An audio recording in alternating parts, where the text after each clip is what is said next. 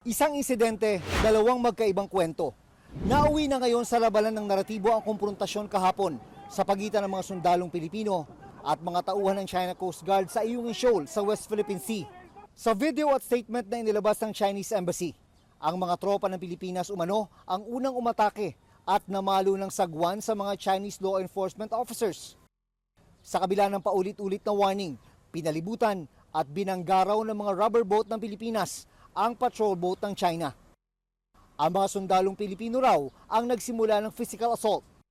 Sa mas malapitang kuha ng video, pinalabas ng China na ang mga Pilipino ang naghahamon ng away at mas agresibo. Kinontra ng AFP o Armed Forces of the Philippines ang sinasabi ng China at naglabas din ng panibagong video ngayong araw. Pilit daw kasing dumidikit sa BRP Sierra Madre ang mga Chinese, kaya itinaboy sila ng mga sundalong Pilipino.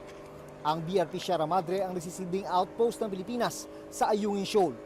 Sa video, makikita ang mga Chinese Coast Guard personnel na may hawak na baton na inihahampas nila sa mga dumadaang tropa ng Pilipinas.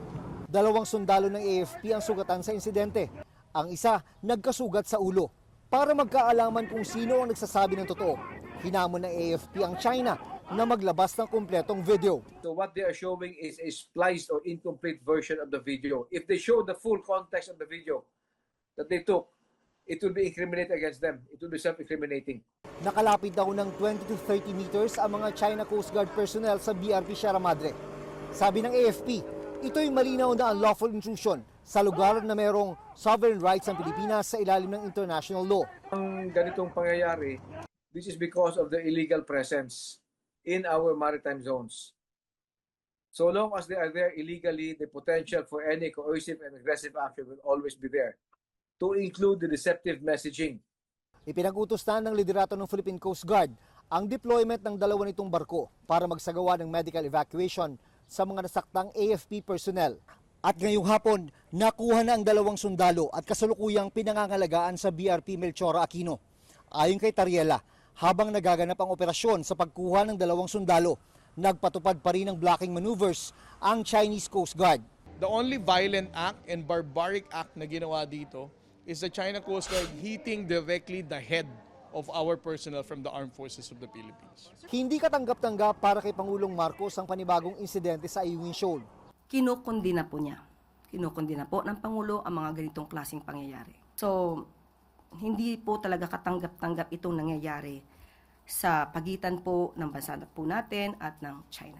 Ang insidente sa Ayungin Shoal ang isa sa mga unang hamon na kakaharapin ng bagong upong Chief of Staff ng AFP, si General Antonio Nafarrete. We have to stand our ground. Atin yan. No? Rest assured that we will also do our jobs. And I think they're ready for it. We have our rules of engagement also there. Pinalitan ngayong araw ni Nafarrete si retired General Romeo Bronner na 3 taong nagsilbi bilang AFP Chief.